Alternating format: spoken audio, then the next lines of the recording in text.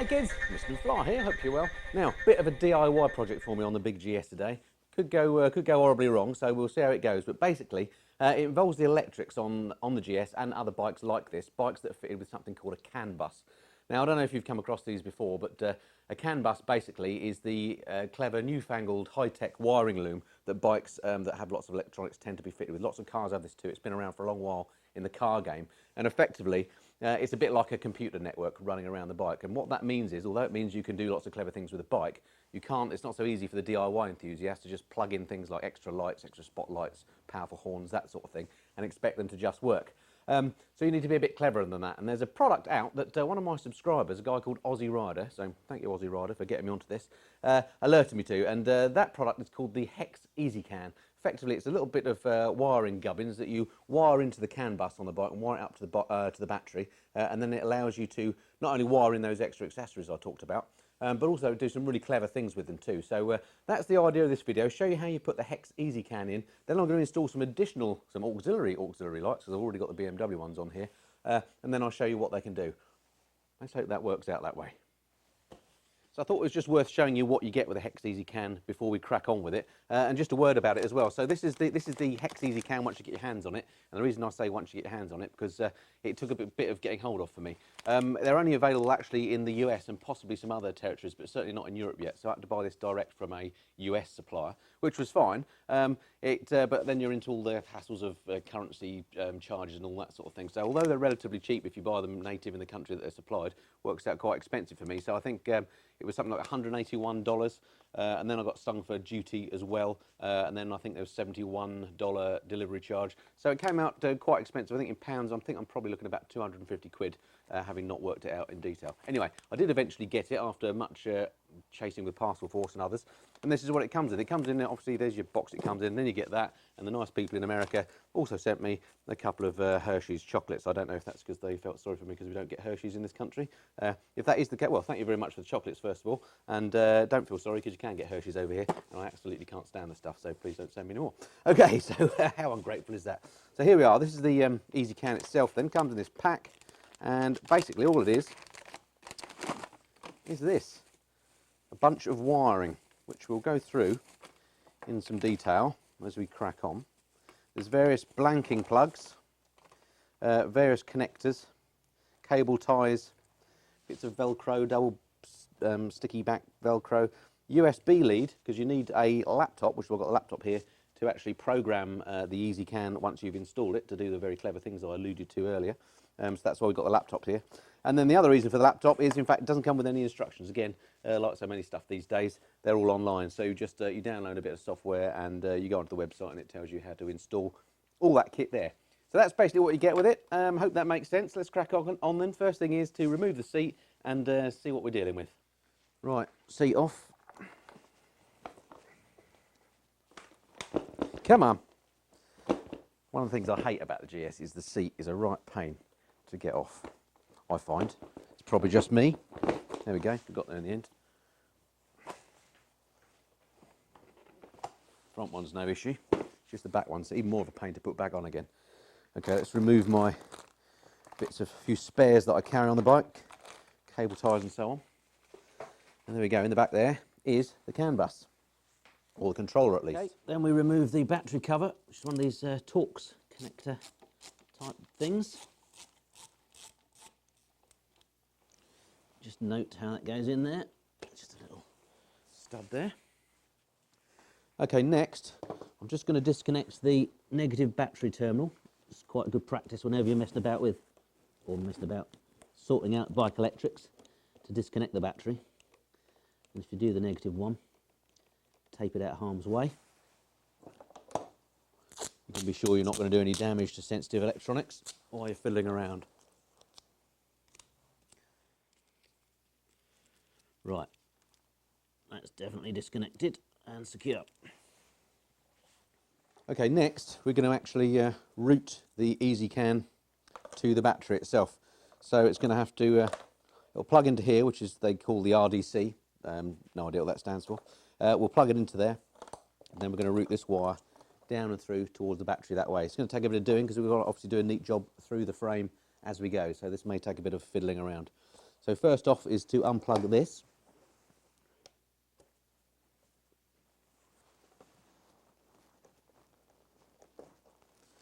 There we go, it just makes the routing a bit easier. I think I'll take that out of the way as well, just so it doesn't disappear into the innards somewhere. I'll just stick that there, very roughly. Stay. Okay. Now, I'm going to come behind this cover. This is going to be fun. Let's do it from this side.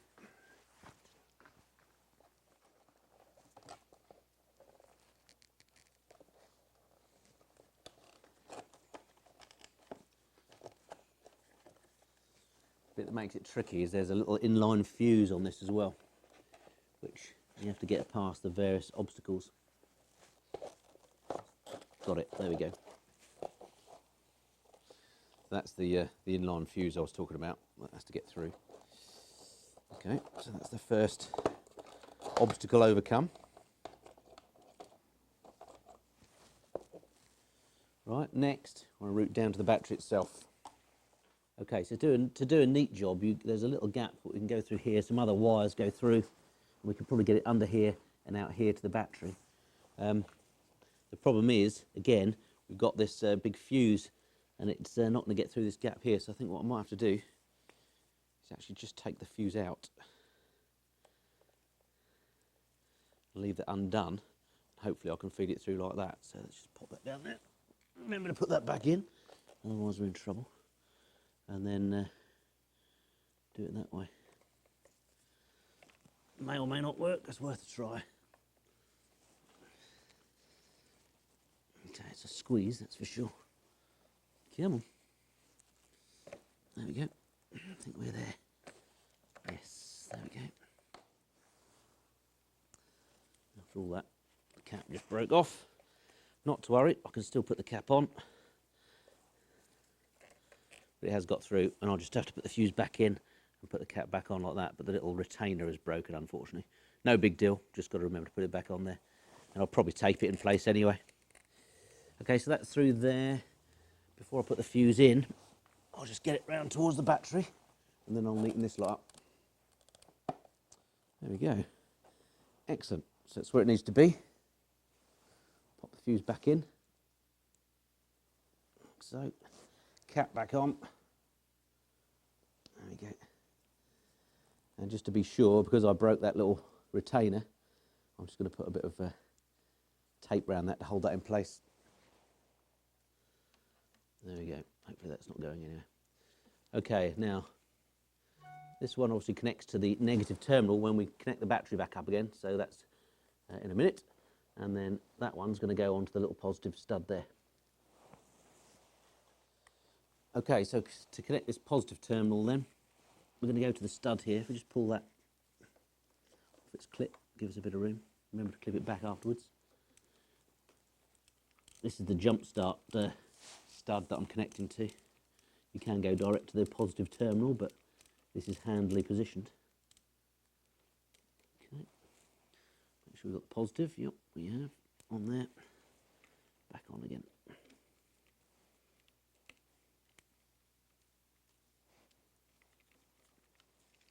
Okay, that's the positive. Now what I can do is reconnect those negatives and do a tidy up job, and then we're done.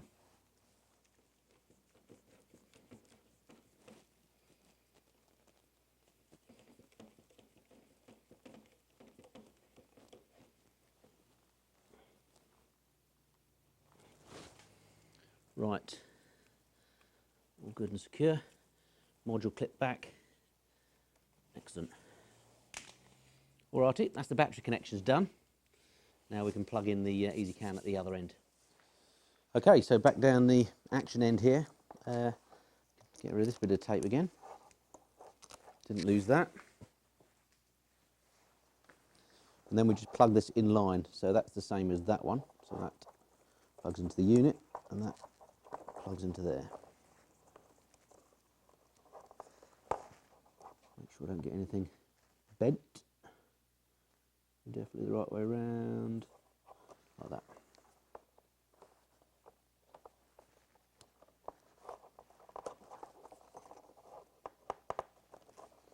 In and secure, and then that one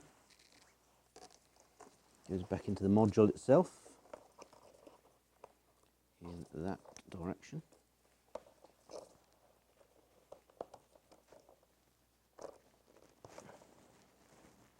There we go. Clicked in, not coming out. Okay, so that's it. That is the HexEZcan installed. Now what we want to do is just probably use some of the double-sided tape to secure that down there and just tidy these wires away. And then we can start to install and plug in accessories into these fly leads, and that makes it, that's the easy bit then. Okay, so just checked the online install instructions. Actually, it said to configure it before you start plugging things in. So it's a straightforward configuration setup. The software you download from the website, you plug in the device using this USB lead, and then it's a matter of just checking boxes as to what accessory you want to connect. So I've done that for some auxiliary lights, so to speak, and I'm just going to do a test before I've actually wired those onto the bike. I'm just going to connect them up and make sure that they work. All right, so what I've done is a sort of a temporary Heath Robinson lash up here onto the auxiliary lights that I'm going to be wiring in. The auxiliary lights, because I've already got auxiliary lights. These are they. I bought them off of eBay. They're only about 20 quid, which is absolutely incredible. They're LED, they're very bright, and I'm going to mount them onto the crash bars, basically, so I can have them as well as the BMW ones. Now, when you consider the BMW lights were something like 400 quid, and these were 25, unbelievable quality, these, for what they are. Anyway, so I've done the, as I say, the sort of test lash up there before I feed the wires through the bike, and I'll just turn the bike on. And there we go, we can see that in fact they are being driven, I won't blind you, by the CAN bus. And you can configure the brightness of these, so these are just in sort of daylight ride mode at the moment. If I put the lights on full, you can see they go brighter or dim.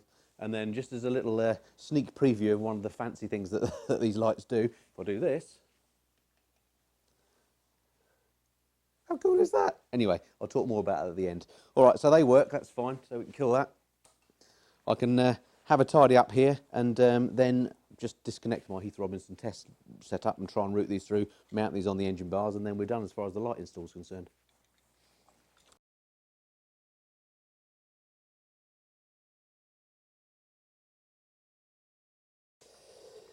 Okay, so I've installed the auxiliary lights. I've just stuck them on the crash bars down here, routed the wiring through inside the bike. I had to take these couple of panels off just to do that.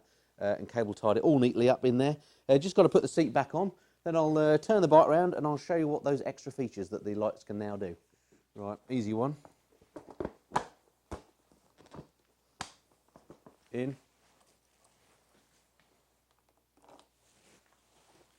And then the pain in the backside one.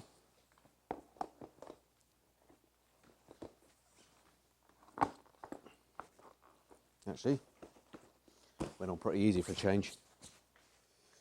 Right, I'll just shimmy the bike around and I'll show you what this is all about. Okay, so here we are, then I'll just move the bike around so you can actually see the front and the lights. If I turn the machine on, you'll see that when I turn it on, the lights come on anyway, it's kind of running lights.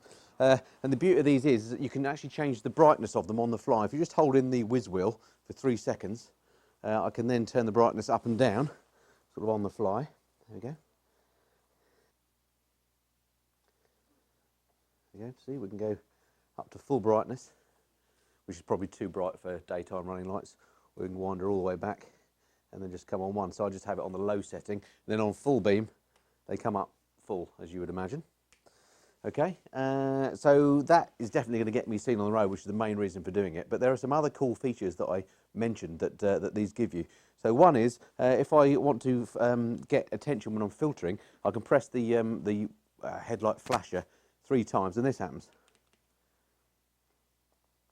You get a strobing effect, and that's definitely going to get the attention in a mirror. Let's do it again because it's so cool. There you go. The other great thing is when you turn an indicator on, it kills that light, so it doesn't. You don't lose the effect of the indicator. So I'll show it. If I do the left indicator, there we go, and then the right one.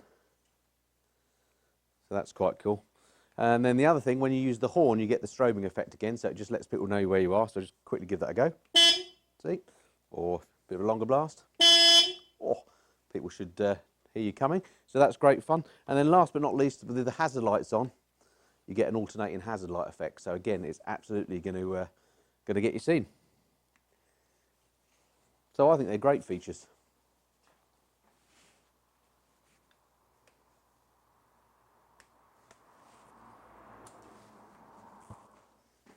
So there we have it. That's the HexEZcan install. As it turns out, I think the hardest bit of the install actually was routing the wires for the spotlights, the bit that I didn't actually show on the video. Installing the EZcan on the seat was, you know, very easy, hence the name. So that's great. Now, I only scratched the surface of what the EZcan can do on this video. As I mentioned before, you can add other accessories too, high power accessory sockets, bigger power horns, additional braking lights and so on. I may well add those in the future, and if I do, I'm sure I'll make a video. Anyway, hope that's been of some interest to you, and look forward to speaking to you next time. Until then, this has been the Missing and Flyer. Cheerio.